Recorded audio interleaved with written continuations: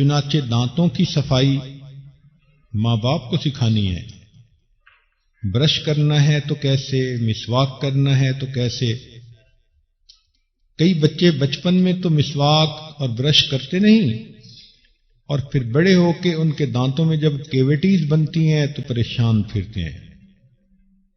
نبی علیہ الصلوۃ والسلام نے ایک حدیث مبارکہ میں فرمایا کہ اگر مجھے امت کی تکلیف کا احساس نہ ہوتا تو میں ہر نماز کو مسواک کے ساتھ کرنے کا حکم دے دیتا، کہ ہر نماز مسواک کر کے پھر ادا کی جائے. یعنی دانتوں کی صفائی شریعت میں اتنی اہم ہے. تو بچپن سے خیال رکھیں تو بچے کے دانت بھی ٹھیک رہتے ہیں اور منہ سے بو بھی نہیں آتی، ورنہ تو کئی مرتبہ منہ سے مرے ہوئے کتوں کی بو آتی ہے. تو یہ صفائی بچپن سے بچہ رکھے، اسے کہنا چاہیے. نبی علیہ الصلوۃ والسلام رات کو سونے سے پہلے وضو فرماتے تھے اور مسواک کیا کرتے تھے. اس کا مطلب یہ ہوا کہ رات کو سونے سے پہلے دانتوں کو صاف کرنا انتہائی ضروری. آج کل کے ڈاکٹر لوگ کہتے ہیں کہ صبح اٹھ کے بے شک آپ مسواک نہ کریں، لیکن رات کو کر کے سونا ضروری.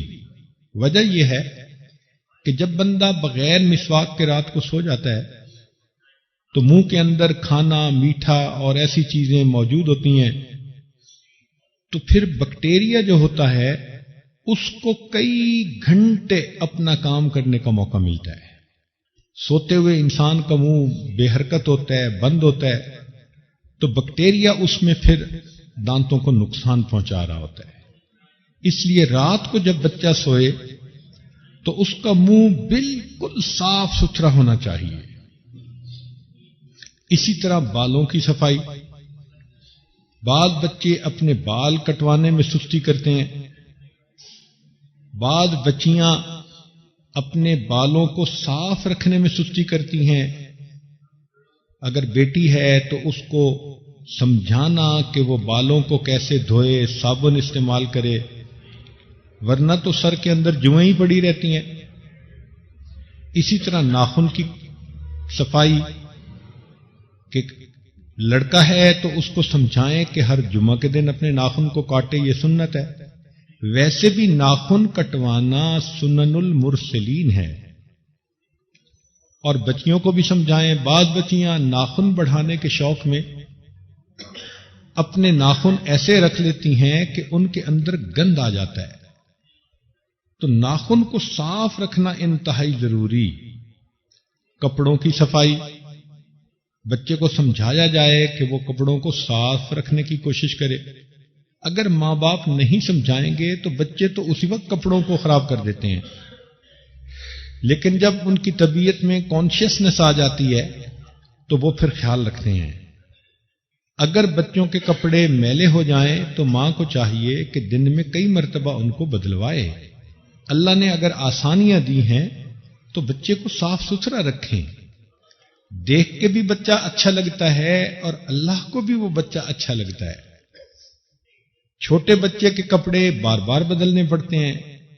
بڑی عمر کا بچہ اپنے کپڑوں کو دن میں ایک مرتبہ بھی بدل لے تو اس کا دن پورا اچھا گزر جاتا ہے. اسی طرح روزانہ نہانا یا غسل کرنا، بچے کو اس کی عادت ڈالنی چاہیے. بالخصوص مدرسہ یا سکول جاتے ہوئے بچوں کو فریش ہو کر نہا دھو کے جانا چاہیے. یہ عادت اگر پڑ جائے تو پھر سردی گرمی بچہ ہمیشہ غسل کرتا ہے، اور اگر صبح اور شام غسل کرے تو کیا ہی بات ہے. بچے کی طبیعت میں نظافت پسندی، طہارت پسندی ہونی چاہیے. شریعت نے کہا الطہور شطر الایمان، تو طہارت کو نصف ایمان کہا گیا. اس لیے صاف ستھرا بچہ شریعت کی نظر میں پسندیدہ بچہ ہوتا ہے. لا الہ الا اللہ، لا الہ الا اللہ، لا الہ الا اللہ، لا الہ الا اللہ. إله إلا الله لا إله إلا الله لا إله إلا الله لا